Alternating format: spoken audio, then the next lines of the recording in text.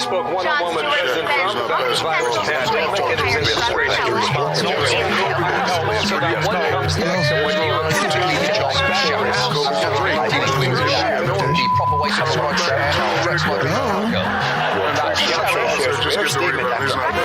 Excuse me.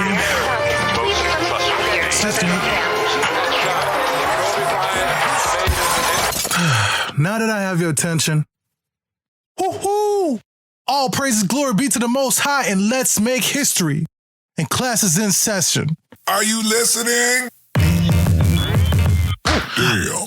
Hello, everybody. My name is History Williams, and this is the Making History Making podcast. So, I have a new segment, which is the A narrative culture, and I'm so excited because I get to interview one of the greatest right now that I would say in like doing podcasts like locally and kind of doing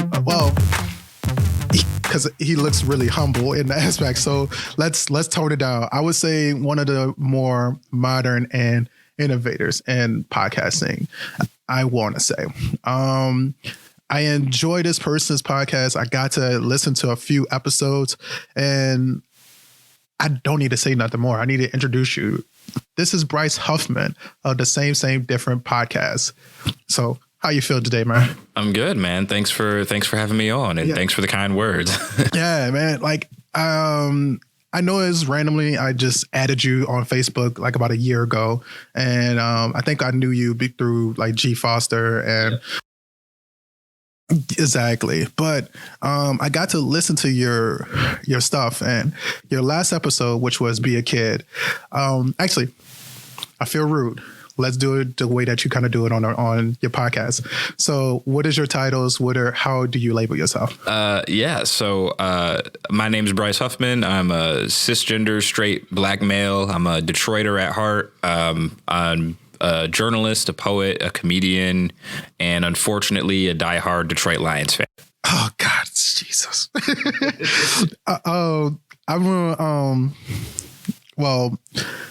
I'm a diehard Saints fan now.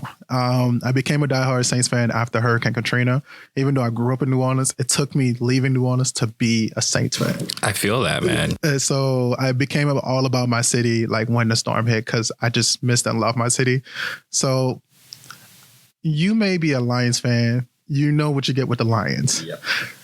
My heart breaks every time the playoffs hit. So my team does so well throughout the year. And the teams that they lose to are the teams that they beat badly throughout the whole season. You know, the thing is with the Lions, our playoff heartbreak happens by week 6. Yeah. By week 6, we've lost our playoff game. And the crazy thing is my wife makes fun of like the Lions and the Saints when they play each other. And she said, it seems like they're trying to play for your love. It's like, but I guess here is my crazy introduction. I don't think that you added journalist to that.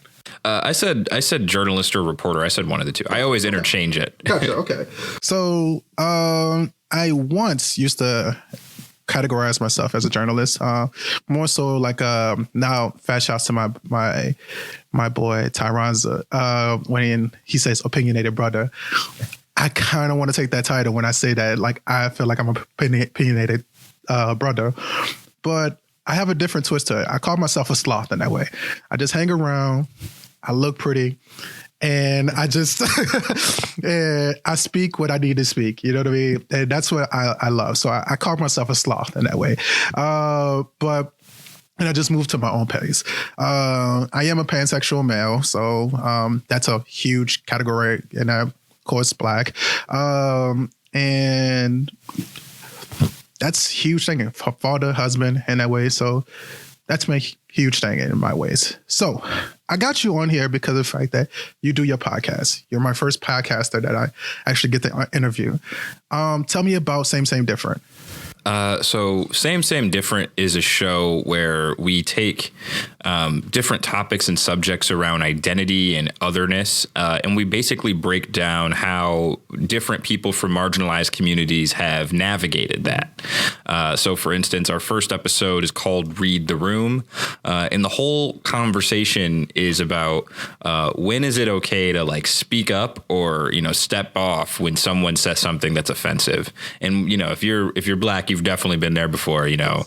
Someone makes some comment about your hair, or they say, and I'm sure you get this all the time, oh, you're so well spoken, you're so articulate. Man, yes. And yeah, basically the conversation is about, when is it appropriate to speak up, and when is it better to, not say anything, and what is kind of that math equation that you do in your head, before you decide one way or the other. Gotcha. So far, you have, of course, a huge catalog when it comes to your podcast. One of the things I will say this is that it does come off as a fresh air podcast, but it's a fresh air podcast for civilians and citizens, not necessarily for the famous people. And I love that because it seemed like you're getting a narration from a regular person's perspective. So how do you feel about that? I'm glad you brought that up. We sound like an NPR podcast because in to be quite frank, like that's what we were aiming for. We were aiming to be something that very much fits the public radio sphere. And we did it in two ways. We wanted to get so most of our guests are writers. Some of them are college professors, people who've been talking about and thinking about identity for a while. So in that way, it does really feel like an NPR-ish kind of feel where we're talking to people who have some expertise. But we also wanted to talk about, things that happen in our personal lives, because a lot of the time when you're talking about identity and you're talking about discrimination and people from marginalized communities, it comes off as like this really preachy, like almost contrived conversation where it's like, when I was the only black kid in class, I had to deal with so much hardship. And it's just like, yeah, we did, but we wanted to make it more lighthearted, and we wanted to like address kind of like the humor in these situations, even though we're talking about serious things like body image and class and mental ability. We wanted to do it in a way that like feels like a conversation you'd have at a bar. Gotcha. And you mean one of them that you talked about was starfish. You came up with the starfish thing, and so I didn't come up with the starfish thing. I'm talking about the parent. I'm sorry. Yes, Jodie Patterson. Yes, Jodie Patterson had a trans. She has a trans daughter. Yes. Sorry. Named Penelope. Yes. And one of the things she was saying in that episode is sometimes you have to just like starfish it out. And I'm going to very terribly paraphrase what she meant by that. And she's basically saying sometimes you have to just like lay it all out there. Yes. And let people kind of react to it from there. So you as a person, what is something that you feel like you have to be a starfish in? And do you have to do that in same, different, or do you do it in different ways? Like, when I did the podcast, it was weird because I'm a reporter, and that is my relationship to Michigan radio. Like I'm there because I do the news. So with the podcast, when I'm sharing these personal stories and sharing my opinions, I felt like very vulnerable in that. Because I'm the only reporter we have who has personal stories on our website, published and promoted on our website. But that's not really the area where I kind of lay it all out for the most part. When I'm on stage doing poetry and comedy, that's kind of where people get a better sense of like who I am and what all I'm bringing to the table. So like when you listen to me in the newscast, you're hearing my voice and you're hearing the stuff that I reported and gathered facts on. Yeah. But those same people who listen to me on air are often shocked when they hear me perform comedy, because they're just like, oh, wow, this is like not just a journalist. Like this is a person who has opinions and a lot of the time, to be quite honest, has kind of fucked up things to say. Yeah. I mean, and I think that's one of those things that like you mean, kind of like what you spoke earlier about, like reading a room and being able, we as Black people, or especially as Black men, you kind of have to be like, shit, what mask am I going to put on today? Yeah. And so, yes, it's definitely multifaceted in that way. And you have to figure out which one are you going to be. Are you going to be the professional? Are you going to be the guy who talks shit to anybody? Like me, again, like I said, I'm a sloth. And so in a lot of ways, and I know that sloth is kind of like a weird way, but you mean troll's been taken for the wrong reason. So I'd rather just say I'm a sloth in that way. And so they're cute and cuddly, but they have a lot of shit to them. So be careful. They got sharp nails. But that's the thing. When I do my podcast, like my second podcast, which is Talk a Big Game. And when I do my live stream playing Mortal Kombat, that's all I do. I just talk shit. But when I come on here, it's kind of like I can talk about certain things, but I'm really taking more time to listen and learn. And so this person is totally different. And I use that analogy to this is kind of say that it seems like a total different person when I, for example, talk to you on the phone or if I listen to you on the podcast. And so do you think that those same identities affect those people? Do you feel like when somebody listens to your podcast, do you feel like that makes a change or do you make that person more open to different types of identities? Hopefully that's a loaded question. I'm sorry. It's a big question. It's not a loaded one. I think from what I've heard from people, because again, I only know what they'll tell me or what they might send me in a message or post on Facebook about the podcast. But from the people that have listened to it and reached out to me, a lot of the time what they express is kind of either two things. You get people from these marginalized communities who are like, wow, I resonated with that so much, like that. I've felt that exact same feeling before. And that's what I wanted to hear from people. The other thing we get, because it's a podcast. I work in public radio, so a lot of my listeners are white people. Yes. Particularly because they can afford the NPR. Yeah, they're the people that pay to have me keep my job. Yes. But what I hear from them, and it's particularly middle-aged white women. Yes. They are approaching it as like, wow, I've been, in recent years researching these topics, but just hearing people share their stories is like more powerful than reading a think piece, and I appreciated that. I kind of knew that at some point I would get the Karens and and the Brents to listen to the podcast and say things like that, like opening their eyes to things that they are not themselves personally exposed to. You haven't got Becky yet, though. I've had a couple of Beckys message me and say they don't understand parts of the podcast. Gotcha. But I think for the most part, people are responding positively because they see this as a good way to just talk and learn from people. It's not always going to be stuff you read in a textbook that kind of sticks with you. It's the stuff you hear from another human being. So it sounds like you can be your own character. You could be your own person a lot better, and you're opening up a door that people really don't get a chance to kind of like do. You know what I mean? I guess that's the easiest and simplest way I could say it. That is probably the best way to put it. Yeah, I've opened up a line of communication. Yes. I'll say that has historically not always been open between these different identities. Yes, and I mean. You do it in Michigan. So West Michigan itself, I guess the easiest way to, look at it is that they're not conservative. They're, would you say moderate? I guess you would say. West Michigan historically, it's really conservative and Christian. Yes. I think what we're starting to see now, particularly like in the city of Grand Rapids and in the direct suburbs of Grand Rapids, is that it is still conservative in some ways. And you can feel that religious kind of conservatism when it comes to certain issues.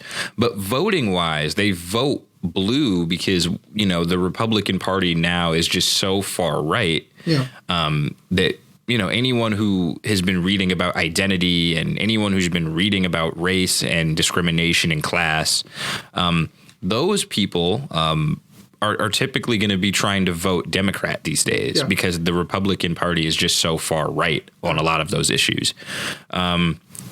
And I have friends who are from here and live here who are Republican and did vote for Trump. And I think for them, it's, they are coming from a cultural context where like the stuff that he advocates for isn't out of the norm. It's not abnormal to have a community of mostly white people fear immigration and not understand, the immigrant community. Here it's not abnormal to see communities of people who voted Democrat and still are against legalizing marijuana, for example. Yeah. So you see, it's not that it's still conservative as far as how they vote. It's conservative just on certain social norms and social taboos, Yeah. I like to say that, the whole West Michigan nice thing. And for people who aren't from here, West Michigan nice is what we say is kind of this faux Midwestern politeness. It's this, we don't want to upset anyone too much, so we'll maybe not be fake, because I think it'd be a little disingenuous to say people are just being fake. Yeah. But it's this almost politeness to how they navigate that you don't get in Detroit. Yes. And you don't get. You don't get that at all. Yeah. You mean, and I guess I was trying to say, and I got a funny joke about that too, is I listen to your podcast and I do see the people who say that they like your content. And I guess my large question is, it still seems like the identity, like you're opening up something for some reason. You're getting the juices flowing in some way. Like, do you take credit for that, or do you think that's something that just was kind of going already, that trend that is moving that way? That's a good question. I will take a very, very small percentage of credit for it in my community in particular. But I think we're at a point where a lot of well-intentioned people, a lot of college-educated people, they want to do something. They want to help. They want to further the conversation. And I think when I think about what we did with Same, Same, Different, it was never meant to be like the solution or the end-all, be-all of the conversation about identity and otherness.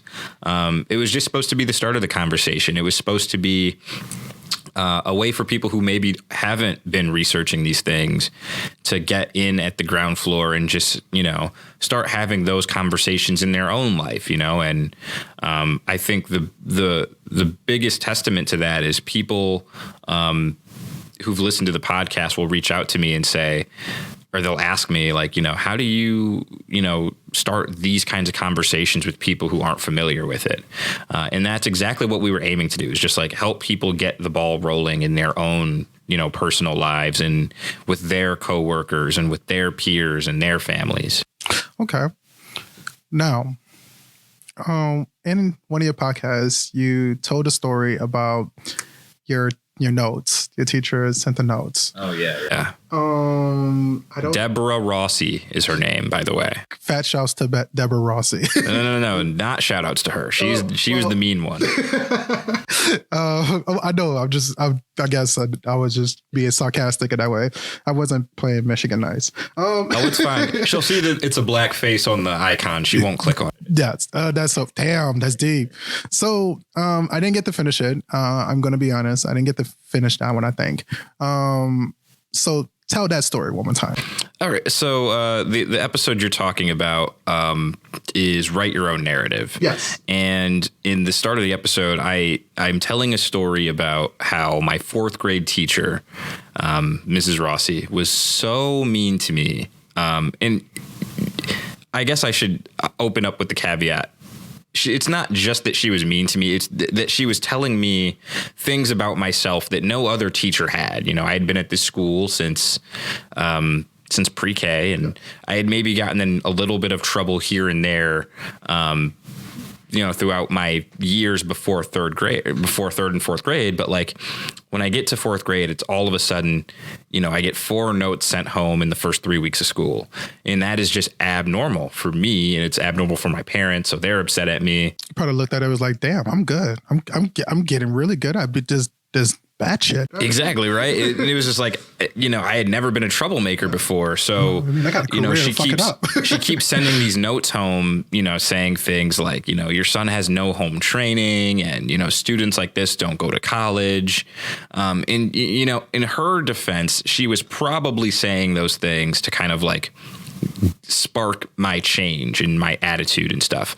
But that's not how it felt to me as a 9-year-old, like she's telling me I can't go to college. She's telling me, like I have no self-discipline and all this shit. So, the whole point of the story was that those things that she was telling me stuck with me. And, for years and years and years, I thought those things about myself. I thought I was a bad student. I thought I, didn't have the self-discipline and the academic rigor to make it to a 4-year university. And it shows just like kind of the damage you can give to kids without intending to. Yep. She was probably intending to be helpful, but that's not how it came off. Like she didn't have an understanding of like how to communicate with me, how to get me to do better. So yeah, that's kind of where that story came from. And the whole episode is about kind of reversing the things that people have told you about yourself. Gotcha. So do you feel like that was one of the things that's kind of sparked your interest or your passion about identity itself? Oh, wow. I've never connected those two dots, but I think it's one of the things that did. I think fourth grade was a year where I did start to really look deeply at like the differences between me and my classmates and seeing the difference between how I was treated by my teacher and how mostly lighter skinned kids were treated by my teacher. And I mean, it was a predominantly black school. This teacher happened to be white. I'm the darkest nigga in the class. Like I'm the Wesley Snipes of this class. Yes. So like, part of me when I got to middle school looked back at fourth grade, like, man, maybe there was like a racial component to this. Mm-hmm. And although I don't really know for certain whether there was or there wasn't, it is one of the things that like got me thinking about just like the difference in how black kids can get treated in the school system. Gotcha. And when I heard that, I related to you, and I don't know his first name, and I'm going to give a shout out to Mr. Thibodeau. And only reason why I'm going to do this because I hated that dude. I fucking hate that dude till this day. And I know that you're not supposed to have hate and malice in the heart, but he really had me ashamed of my name for a long time. So my last name. So I know that we said earlier, how do you identify yourself? On air, I do identify myself as History Williams. And one of the things that I have been practicing, and especially this year, because it took me a long time to even get to this point where I can go and interview people. It took me a long time to learn to separate who Jason Blanks is and who History Williams is. And I used to say that I have to rely on History Williams to call somebody to make the interview, or History Williams has to be my times of being confident and stuff like that. But then I learned that, then I had to learn over these past few months is that like History Williams is doing shit for me. History Williams is not doing anything. History Williams is just only the person that's behind the microphone talking. And that's just the mask that I have to wear. It's no different than when Tyler Perry has to be Medea or so on and so forth, right? Except you don't have nearly as much money as Tyler Perry. Yes. No money as Tyler Perry as all. But you mean, or for example, R.I.P. This man, but like Kobe Bryant had to be the Black Mamba, And so I had to learn that. But the person who made a difference and who made all those changes is Jason Blanks. And so my last name is Blanks. And so Mr. Thibodeau every day used to say your mind is like your last name blank. And he used to intentionally pick on me in class. and say, boy, you just blanked out on us in the middle of class, didn't you just now? Like all those type of things, make all the blank jokes. And Blank Man, Damon Wayans was one of my favorite like comedians, hands down, when I was younger. And my favorite movie with Blank Man, of course, I was a kid. I was like middle school below. Blank Man. Like, who does not like Blank Man at that young age at the time?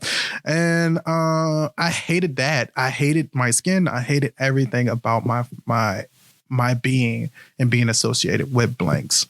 And so even though one of the people who can probably kick Mr. Thibodeau's ass is Billy Blanks, who does Taibo and who was like a martial arts champion, you know what I mean? That person is my family member. My dad, who did lifting competitions, was a police officer at one point in time. Like, I had people who were tough physically and a lot of times mentally. But I still had a difference and a shame. So when I heard that, I clicked. And I think that's what made me really say that I love this podcast. I love this. But I felt like you have to listen to your podcast almost like a docuseries or binge listen to your podcast. If that makes sense what I'm saying? Yeah, I know. So the way we released it was, we have 5 episodes. We put them out once a week for 5 weeks. Yes. And I know a lot of people who didn't listen until after all 5 episodes were out. They just binged it all at once. And they could kind of see the web, we were kind of laying out a little bit better than the people who tuned in every week. Yes. And I listened to all the episodes back to back so many times, that at one point I could probably recite a few of the episodes fully from memory. Yes. But I think when you listen to them all at once, you kind of get this clear picture of just unfolding different layers to conversations. Yes. And we tried to pair guests with each other who could kind of give us that effect. Yes. And that was one of the, like I said, again, like the largest thing is that when I heard that, I could not help but like link that specific story to, for example, I forgot her name for Starfish. Penelope's. Jodie Patterson. Yeah, Jodie Patterson. And because remember, you do remember, they was talking about how they were rebellious the whole time when they were younger, and then when they were 3 years old, they said, "No, I'm a boy. I'm not a girl." But that's the same thing that it sounded like you said, that I'm not this. I'm dad. I'm choosing to be this. And then you had the last final episode. It was like, I rather live my life with CT. Like CP, I'm sorry, cerebral palsy. And so I don't want to take nothing to cure. I just want people to change and to be able to accept me for who I am. Yeah. And it seemed like you have to binge it. You have to kind of Netflix the shit out of your podcast.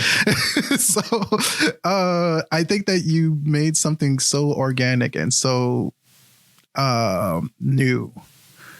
Do you feel like that, or do you feel like you are going to Terry Gross route? Like, I think what we did. So we set out to do a couple things, and I think we accomplished most of them, some of them not, but we accomplished things that we kind of weren't expecting to. So first, I guess I should lay out what we were trying to do, which was we were really trying to get, we were trying to have every episode get to a point where someone, regardless of how they identify, regardless of their own life experience, could just be like, wow, I felt that before. And I think that feeling of being the other in the room is relatable to people, even if you're not from a marginalized community. Like, even if you're a straight white guy with money, there's been some situation where you have felt like the outsider in a room. And I think we wanted to get every episode to a point where that feeling was going to be expressed in a different way, so that by the end of it, everyone who listened to the podcast could be like, I took something away from that connected with something from my personal life. And I think we kind of got there. But I think what was even bigger was we had a lot of people who were reaching out to us and saying, wow, I've never considered, that obstacle, in life, or I've never considered, framing conversations and framing my past experiences in this way. which, you know, I knew would happen at some point, but I guess I didn't realize how much that would mean to the people who listen to the show. Gotcha. Now, I'm going to hit a sour point, and I'm going to say, if you had a choice of words that you could say to your old teacher, what would you say? That's tough because on the one hand, I know that like sitting here now, I would tell her to fuck off. But if I saw her in person, I would probably like thank her for being so shitty.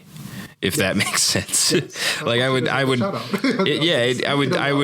it'd be kind of like, you know how rappers and football players and basketball players always talk about like that one teacher that said they would never be shit, you know? And I think a lot of the time those same athletes and celebrities like thank those people for like pushing them to be better.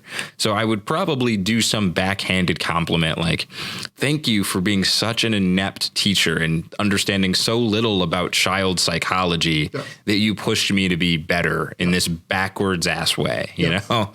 So yeah, if I ever saw Deborah Rossi, I'd probably, if she remembered me at all, I would tell her like, you know, thank you for being shitty and for making me like want better for myself. Yes. Yeah. And understanding that you deserve better for yourself too. This, kind of the same situation with Mr. Thibodeau is, I think I do these podcasts and these shows because of the fact that I want him to accidentally listen to this. I want him to accidentally listen to this and say, and what grade were you in when you had it? Technically I was in 7th grade at the time. 7th grade. Because it was when I was in middle school, and then I went to 8th grade at St. Tammany Parish School. So 7th grade when it was happening. So just my first experience in middle school.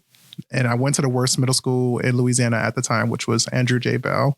And yeah, literally like at one time, and when I was going there at school, not only did we have shootings, it was no surprise in the middle of the hallway, you hear like the little stomping, like they're running. People like kids are running away from the security officers because they cut in class and they got caught. There was one point in time, some people set both hallways on fire. So we had to get out through like one of the emergency exits as well. I got into fights every single day. Like it was the worst school, but you had a teacher who would sit there and say every day, come on. And for some reason, you know, you don't get too many black men as teachers. And the one time you had a black man as a teacher, they'd say that. Oh, so you had a black guy doing this. Okay. Yes. It wasn't a white dude. Now, I did have a white teacher, fast shouts to Mr. Giles and Mr. and Gary and Mr. Woodworth. When Mr. Woodworth, literally when I was in track, I had to train myself. You know what I mean? Because of the fact that Mr. Woodworth would not touch me. Would not train me. I can't say he was racist because most of the kids they were black, but for some reason just never was invested in me. Now that was a white guy. Same thing with Mr. Giles. In the middle of the day in science class, the power went out in the building. It was a new building. The power went out. And of course, just like how you say Wesley Snipes black, I think I can match you in that Wesley Snipes black. Yeah, we're just about the same skin tone. He told me, I got to take roll. So Mr. Blanks, smile, show your teeth so I can know where you're at. I used to get that shit all the time in like middle school and high school. And it's just like, people would like go out of their way to pretend that they didn't see where I was in the room. Yes. And I'm just like, come on, man. Yeah. Like, I was big monkey for a long time. And I started trying to embrace that big monkey thing to make it better. I was, Crime Mob was like the death of me. Cause of Country Black or whatever his name is. They used to say Crunchy Black to me. So Country Black. So, but I also went to school when I got to high school, and that came out. And he was with 3-6 Mafia. Yes. And then, yeah. So, yes, I had a bunch of those like terms and stuff like that. So, yeah, man. If I I would probably say the same thing, like fuck off and thank you for being shitty. You know what I mean? Opposite of the Golden Girls song for you. So you do comedy. You do comedy and poetry. So let's talk about that, man. Like, what's some of your your pieces, and like what do you like? What gets you in the mind state to do some of your poetry and comedy?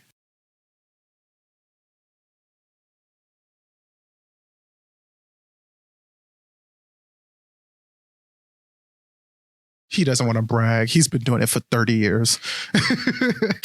I think the first time I like thought to myself, "Oh, I'm a poet," was when I was in college. But I had been writing before that.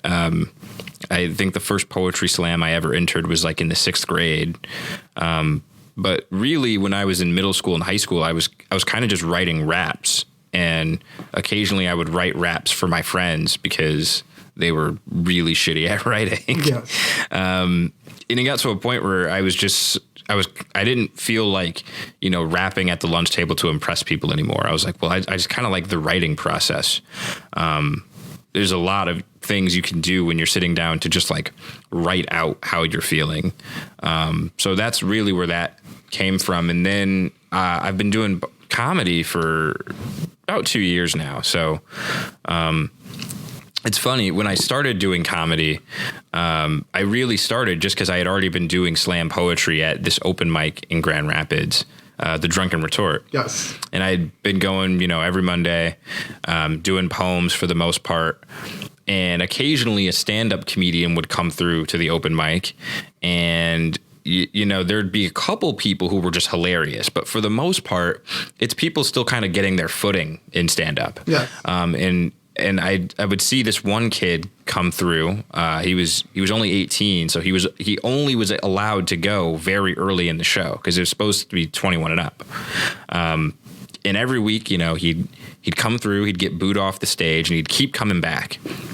So one day I finally asked him, I was like, if you keep getting booed off, like what keeps bringing you back? And he's like, I just love to do stand up.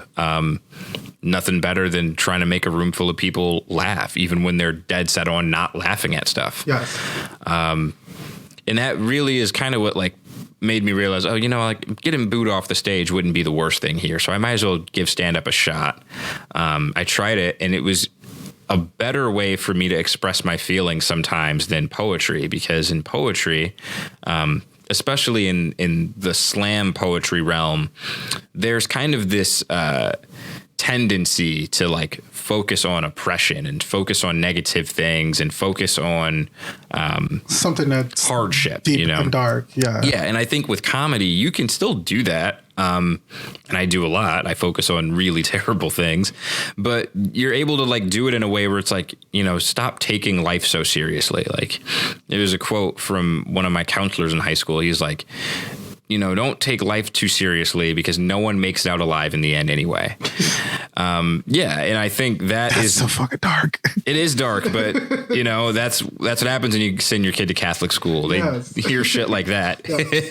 And that's really what had me started doing comedy. It was just like, I want to talk about dark, depressing things, but I want to talk about them with the frame of mind to know like, these are feelings that will pass. So I'm not going to take it too seriously. So, man, I've tried my hand at stand-up comedy, and I think that was I've always went to like the dark place. I use race and politics usually all the times, and it's so easy. But I think my personal experience was always that like, it just seems like the jokes that I would say go over people's heads. Like, have you ever had those moments where it just is? Yeah. So the thing about where I perform most of the time is at the Retort. It's an open mic that's a great space for poetry. Mm-hmm. It's not always a great space for comedy. And here's why. Comedians, we hate the idea that like there's a subject matter that's too taboo for us to talk about. Yes. I am personally of the mind that there's no subject that's off limits if the joke is funny. Yes. And that's a hard thing to do, is be funny about things that are such hot button, no-nos in our culture, for lack of better terminology. So when I think about, getting up on the stage and like I want to share a joke about, you know, suicide. The thing is, suicide can't be the punchline because that's making a joke about something serious. The punchline has to be some very real human aspect of it. So I did this the first time I did stand up. I did a joke saying, you know, I've dealt with depression, but the thing that makes me, you know, so hesitant to think about taking my own life is that I don't want my older black relatives to shit talk me at my funeral. Goddamn. Like, I don't want them to look in my casket and go, man, I knew that kid was soft. God, that's, but you know, the same thing is like, oh man, being black, man, fuck. The black community has as a whole, the black community has no bearing on like how to deal with mental health issues. No, none at all. And that's the funny thing is, yeah, and that's the punchline of the joke. Yeah. It's not, you know, I have these suicidal thoughts. It's getting the black community to wake up and realize, no, depression and suicidal ideation are real things. Yeah. And that's, man, that made me reflect on so much stuff because like, man, nobody talks about like any mental health issues at all when it comes to like in black and brown communities. Yeah. Grandma, find the Lord. The Lord is going to take care of it. Well, and see, and goddamn, and see, I'm more of a Nancy when it comes to like I don't know if you know a Nancy from American Gods. I'm so much more like a Nancy or Mr. Nancy. I guess people would say Mr. Nancy, but I'm more like a Mr. Nancy in a way. Like, now get them damn sickles. Go kill them Dutch motherfuckers out there. Because when you hit that shore, that shit don't matter no more anyway. So but that's how your family is too, right? Like, it's like, nah, it doesn't fucking matter. Like, if you sit there and say that, like, my family used to lock me up, kind of like Deadpool. I mean, my family used to lock me up in a dishwasher. So you had a dishwasher. That's that's how the black community, that was like the black community summed up. Like, you mean my dad used to fuck over me all the time? Well, at least your dad was there. Huh? You mean shit. So how often are you doing it now? I know you're a busy reporter now. So how often are you doing? So I try to get up on stage once a week or so. It kind of fluctuates. Mondays are the night of the week that I kind of try to reserve for like getting on a stage and doing something. But if I can't do a Monday, there's this open mic called Mayan Buzz, all access. Gotcha. Over on the west side on Thursdays that I'll hit sometimes. But the problem there is that one is even harder to do comedy because it's all ages. Ooh. Yeah, so it's a good place to go and test out ideas and things. Mm-hmm. It's really good to test out poems. Yes. It's hard to do comedy there because you are going to be talking to people of such a wide age range that it's hard to make references that everyone's going to get. Like I had this joke about and I'm trying to like figure out the shortest way to do the joke without doing the whole joke. But it was basically about. You don't want to waste it. We've been going longer than we needed to, but yeah, go for it. So basically, I have this joke where the whole premise is I've figured out a way to help white people not be racist. Goddamn. And basically, the easy way to like help white people not be racist is tell them don't be that racist cousin that you have on the internet, because every white person has a cousin who's, you know, supporting white supremacy on the internet, you know, and defending white supremacy on the internet. Uh-huh. And they say stupid things like Donald Trump is going to make America great again and kick out the immigrants. Or they'll say stupid things like, you know, the Confederate flag isn't racist and neither am I. Yeah. And then this is where the joke takes a turn. I say, and then sometimes, you know, that racist white cousin who you have that's a girl might say something like, I don't fuck black guys because getting brown cum on my face is kind of gross. And the joke isn't that, you know, she said something extremely racist. It's that it's like, wait, do you think black people have brown semen? Like, and then I follow that up and there's always a mixed reaction in the crowd when I say that. Yeah. But then I say the funniest part was that was found under a picture of Wayne Brady. God. And everyone in the room who's over like 21 will laugh their ass off at that. Anyone who's under 21 has no idea who Wayne Brady is. So it's like, so yeah, I try to make references that are like universal, but you can only reference Kanye West and Jay-Z so many times. Yeah, you know, yeah, like you can only reference Barack Obama so many times before you want that reference to be more specific and immediate. Gotcha. And man, I just never, I mean, me personally, I prefer not to do comedy anymore because I used to have this joke and it was my strongest joke. And I love this joke because of the fact that it put in perspective like of how much Black people are kind of nitpicked at, or people don't realize that they associate the stereotypes with Black people. So the first time in about 3 years, this joke has been told now. I'm ready for it. So, I used to work at Sam's Club, and my job was I was a cashier. I was going for my bachelor's degree at the time. I didn't want to do anything cashier anymore. I wanted to do something maybe on the floor or something like that. Just get myself like active and prove that I can do management and supervisor positions, right?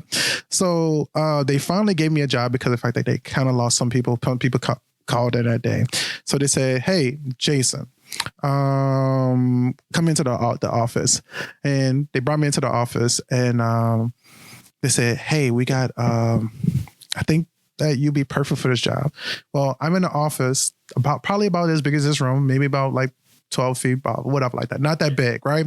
And it's so funny because I'm the only Black person. Door is closed because she even closed the door intentionally. This two white ladies sitting there telling me they're supervisors, right?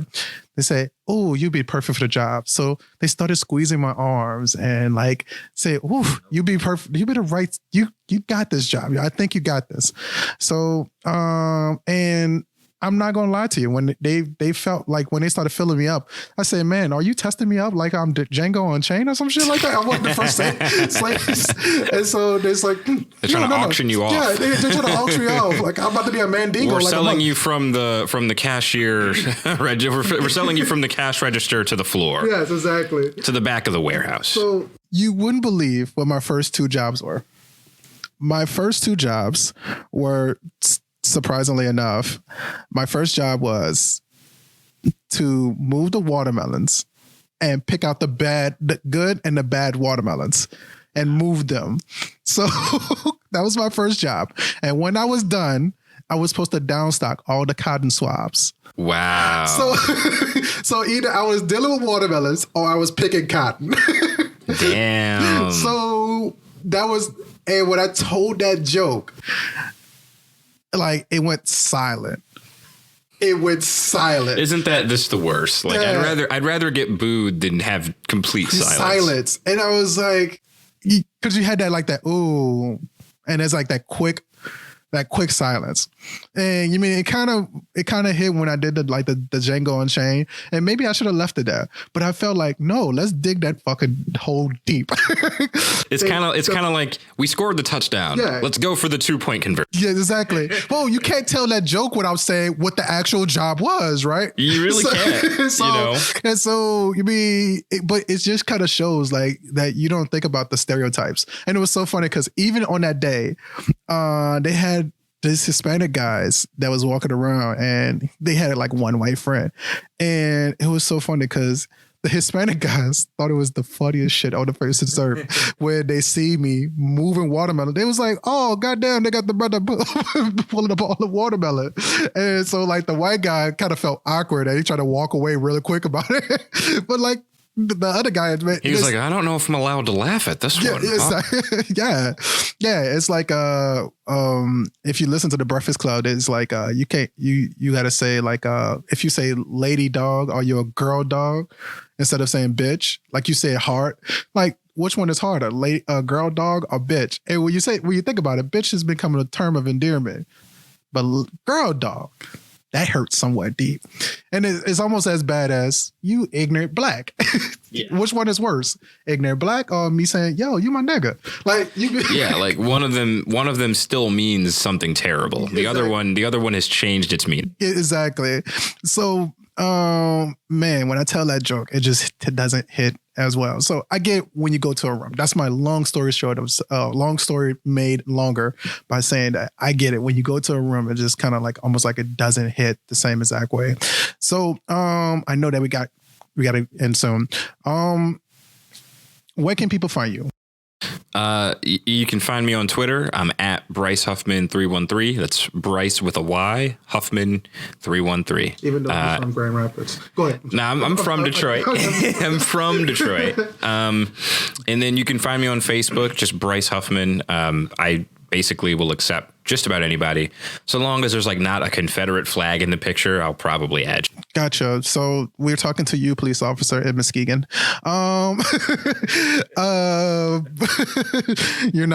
He's not buying any houses anytime soon, and he's not looking at the garage. And what are some things that's going to be coming up for you soon? So the next thing that's big for me, in May, some members of the Diatribe are going to be at Listening Room for a live event series. I'll get more details as they come. It's going to be towards the end of May. And basically we're putting together the live show as we speak. We haven't figured out quite everything, but be on the lookout for that. Gotcha. Definitely. Check out my boy, Bryce Huffman, man, 313 in the building. He got a sweater on that says Detroit versus everybody. It's like Everybody. It's the blackest shirt outside of like Watchmen, the TV show. It's the blackest thing in this room. It's what I got. It's the Detroit versus everybody, and it's got like all the dashiki colors.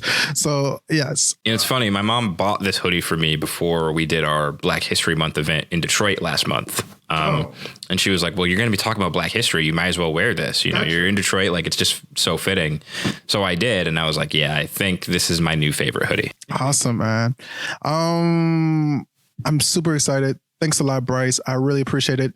Keep changing the world, man. Of course, like man. You're doing Thank the you Lord's work by helping people identify who they are, man. I appreciate you. Thank you, man. Thank you.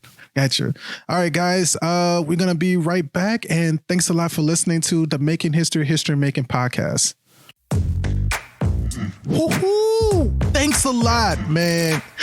I am super excited that I got a chance to interview Mr. motherfucking Bryce Huffman, the man who is behind one of the greatest podcasts that grace not only West Michigan, but I would argue the fucking United States, which is the same different podcast. Now, I'm super excited that I got a chance to, I don't know how many times I can just emphasize my excitement that I had when I interviewed that fella there. Like, it's cool and it's unique to be able to actually meet another person who does this field. Now, I do have an interview set up later on to interview a friend, but who does podcasting as well. And I'm super excited to be able to interview them. But like, this one especially hits home because I randomly just, like I said again in the interview, I randomly just met him on Facebook. And that was such a good experience to be able to actually put like a name to the face and put like a person that is social media wise out there, like in a place where I can understand their story. I can understand more so their ideas and where they came from.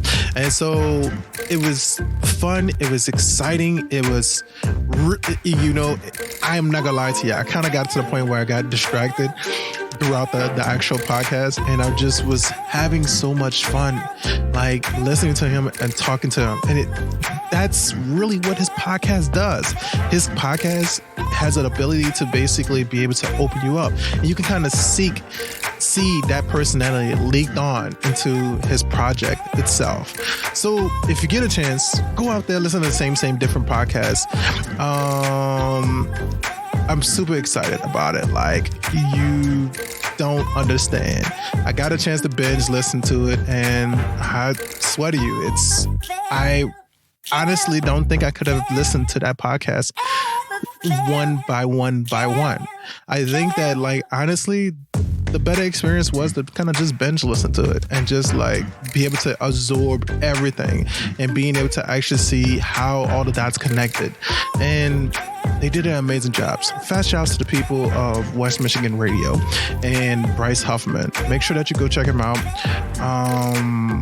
And constantly look for people just like them. And look up to them, let them be distant mentors or whatever. Like, look for those people and then do it yourself. Make history so you could be on this podcast. My name is History Williams. Peace. I hope you enjoyed this.